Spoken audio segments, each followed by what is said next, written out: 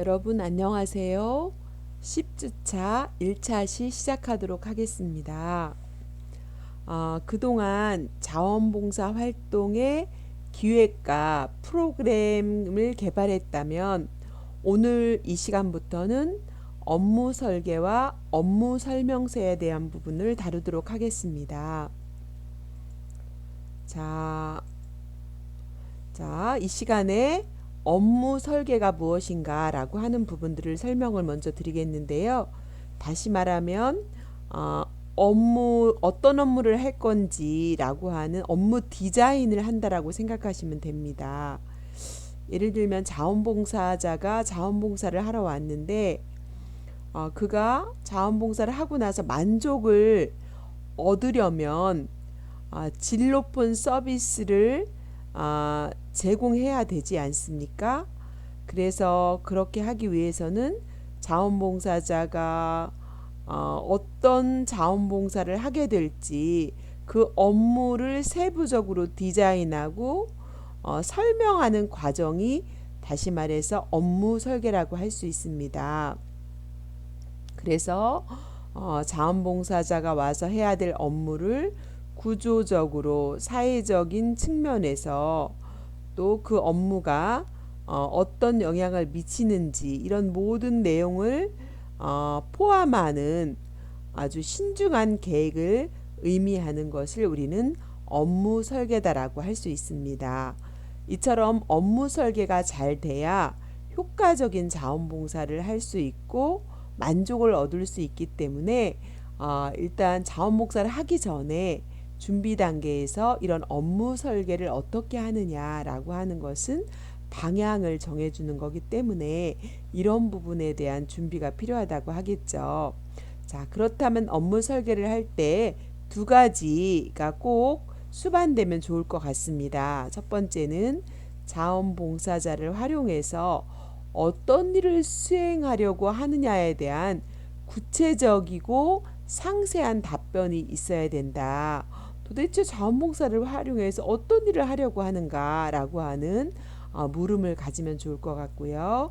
두 번째는 왜 이 일을 수행하는 것이 중요하고 왜 유급 직원보다 자원봉사자에 의해서 수행해야 하는가에 대한 답변을 해야 됩니다.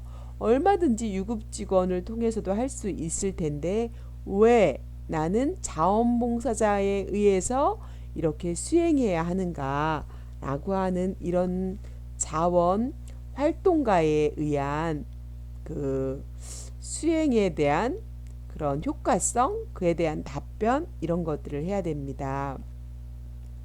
제가 지역에서 그 이렇게 자원봉사를 한 15년 정도 하고 있는 것들이 있습니다.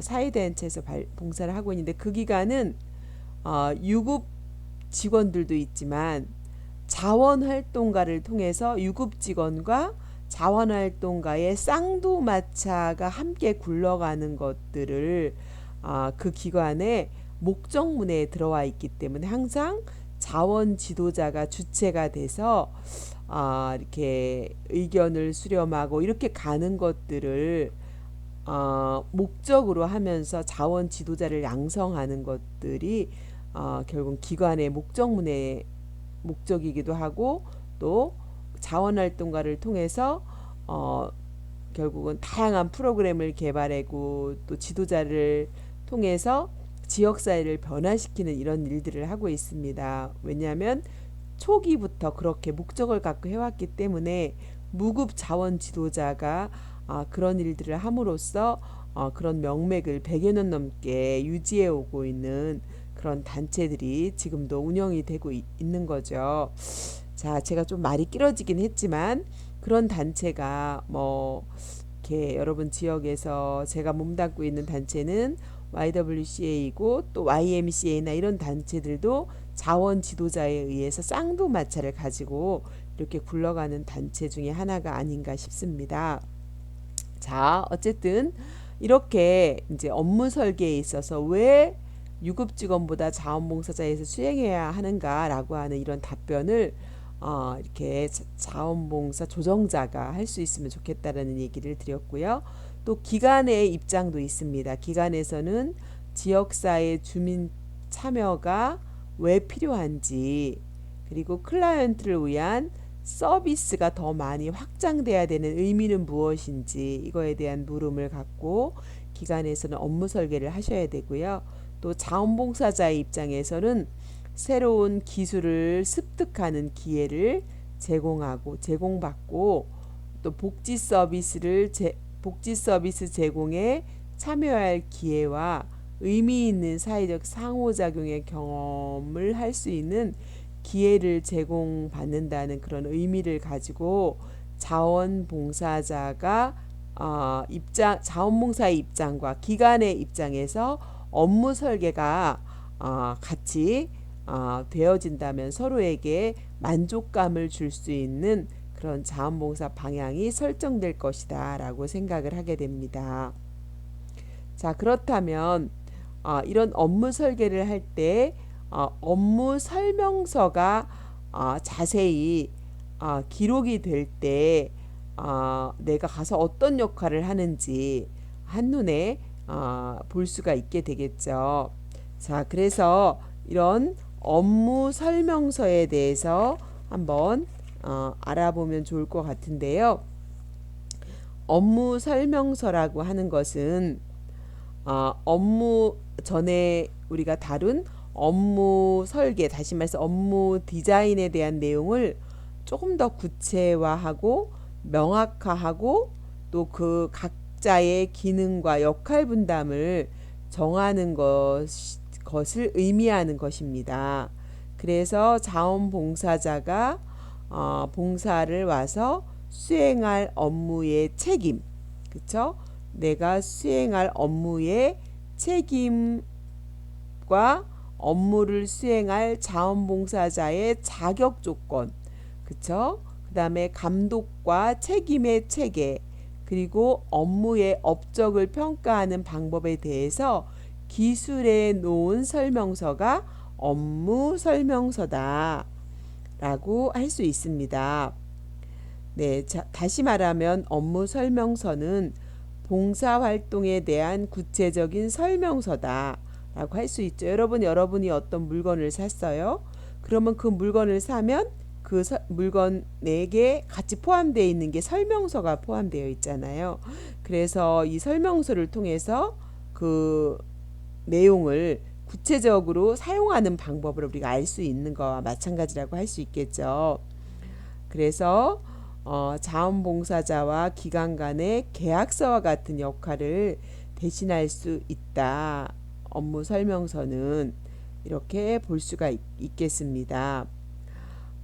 자원봉사 조정자와 자원봉사자의 역할을 이렇게 명확히 함으로써 업무 설명서에서 서로의 역할 이해를 돕고 또 자원봉사자들로 하여금 자신이 맡게 된 업무의 또 중요성을 인식하게 되고 기관의 업무를 중요시 여기고 있다는 것을 알 수 있는 것이 업무 설명서라고 할 수 있죠. 그래서 업무 설명서에는 뭐 직무의 명칭, 그쵸? 그 다음에 목적과 목표, 책임, 자격, 활동 시간, 장소, 또 지도 감독자, 혜택, 훈련과 감독, 평가, 준수사항, 해고 조건, 이 모든 것들이 업무 설명서에 명시되어 있다는 거죠. 이거에 대한 자세한 것은 뒤에서 또 다루도록 하겠습니다.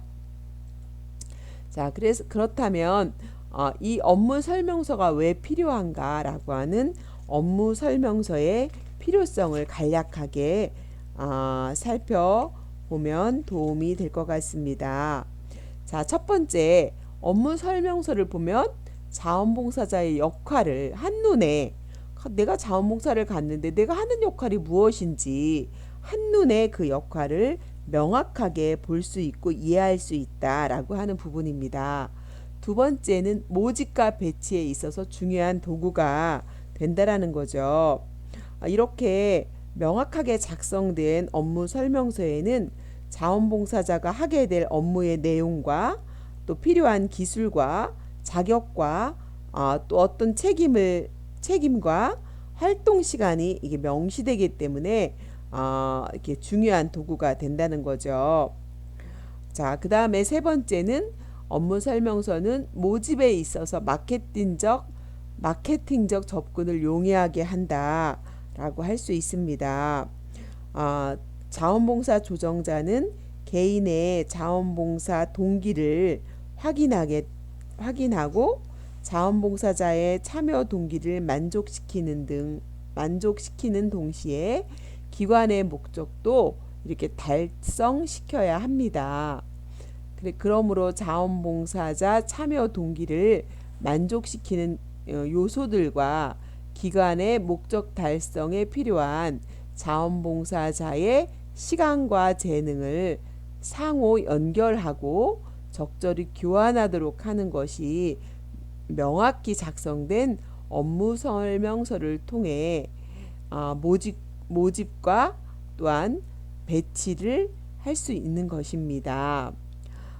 그 과정에서 자원봉사자가 기대 이상의 만족을 얻는다면 보다 더 질 높은 활동에 대한 동기부여도 기대할 수 있다라고 할 수 있습니다. 네 번째는 적절한 자원봉사자 훈련 설계에 도움이 된다라고 할 수 있습니다. 이렇게 면밀하게 자세하게 작성된 업무 설명서는 그 직무가 어떤 자원봉사자를 필요로 하고 또 무슨 기술과 자격을 갖춰야 되는지 이것을 알려주기 때문입니다. 또 다섯 번째로 자원봉사자 지도감독 활동의 기초가 될 수 있습니다.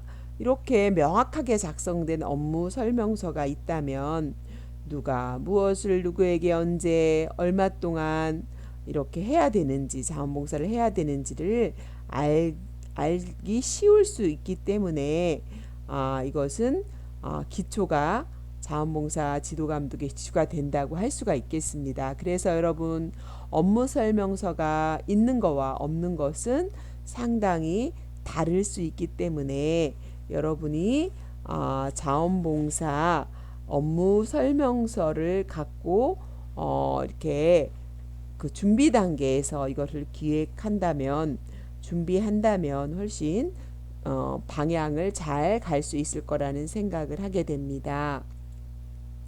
자, 그러면 업무 설계 중에 구성 요소가 있습니다.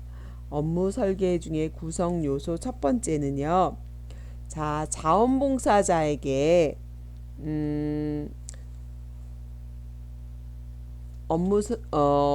자원봉사자에게 뭐를 해야 될까요? 자부심을 느끼도록 하는 것이 중요합니다. 자, 여러분 자원봉사자가 자부심을 어떻게 하면 자부심을 느낄 수 있을까요? 자, 주인의식을 이렇게 뭘 하든지 자원봉사를 하든 직장에서 일을 하든 여러분 주인의식을 가지고 하는 사람과 또 그냥 대충대충 하는 사람은 되게 태도가 다릅니다. 자, 그래서 자원봉사자가 주인의식을 가지는 방법은 자부심을 느끼도록 자기가 담당한 그런 업무에 대해서 자부심을 느끼도록 하는 의미부여를 해주는 것이 되게 중요하다라고 저는 이야기할 수 있을 거라고 생각합니다. 자, 두 번째는 자원봉사자가 생각할 권한으로 직접 참여시킨다라고 하는 부분인데요. 자, 예를 들면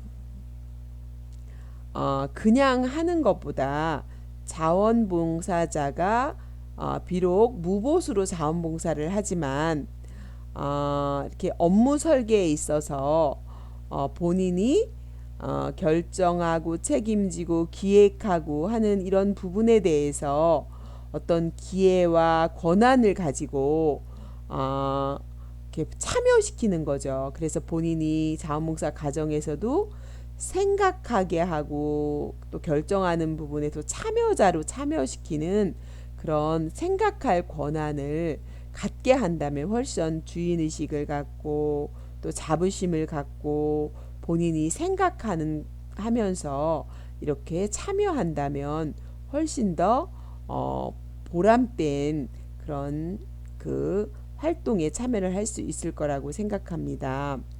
그래서 여기서 생각할 권한이라고 하는 것은 계획과 조직과 결정과 평가 과정에 생각하면서 함께 참여하는 거죠. 그렇게 한다면 질이 높은 다양한 그러한 참여를 통해서 더 보람을 느낄 수 있을 거라고 생각합니다.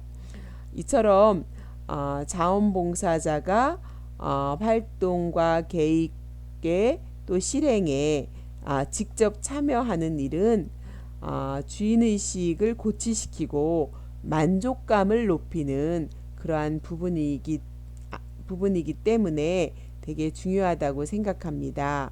세 번째, 결과에 대한 책임의식입니다. 자원봉사자에게도 기관의 사명과 목표 달성 결과에 대해서 직접적인 책임이 있음을 확인시켜 주는 것이 참 중요합니다. 우리는 자원봉사하면 책임의식이 없기 때문에 신뢰를 얻을 수 없는 부분도 있습니다. 그러나 이제는 자원봉사라고 하는 것에 책임의식을 확인시켜주고 또 그런 목적을 가지고 또 격려하면서 이렇게 자원봉사에 대한 어떤 정말 정확한 주인의식과 책임의식 이런 것들이 더 중요해지고 있다. 그래서 업무 설계할 때 이런 책임의식을 갖고 할 수 있도록 구성하는 것이 중요한 것이고요. 네 번째는 평가, 성과 측정입니다. 자원봉사자의 업적과 활동 결과를 측정하는 거죠. 그래서 노력의 성과를 어떻게 측정하는가를 분명히 밝혀서 자원봉사자 자신이 기여한 가치를 평가할 수 있도록 해야 되는 것이 업무 설계에서 중요한 부분이다라고 할 수가 있겠습니다. 자, 그렇다면 여러분 그 업무 설명서 및 구성 및 작성 방법에 대해서는 구체적인 부분에 대해서 이렇게 여러분들과 함께 설명하면서 2차 시에서는 좀 세부적인 부분을 다루도록 하겠습니다. 그래서 여러분이 자원봉사 조정자가 된다면 여러분이 이런 업무 설명서를 구성해보고 또 작성해보는 지금까지 설명된 이런 설계와 또 구성 요소들을 참고로 해서 여러분이 직접 이런 작성을 통해서 또 자원봉사자를 모집해보고 또 모집했을 때 이들이 내가 어떤 일을 하고 있는지를 정확하게 알 수 있는 이런 일들에 여러분이 조정자의 역할을 한다면 훨씬 더 전문화가 될 수 있을 거다라는 생각을 하면서 2차 시에서 이런 부분들을 다뤄보도록 하겠습니다. 수고 많으셨습니다. 감사합니다.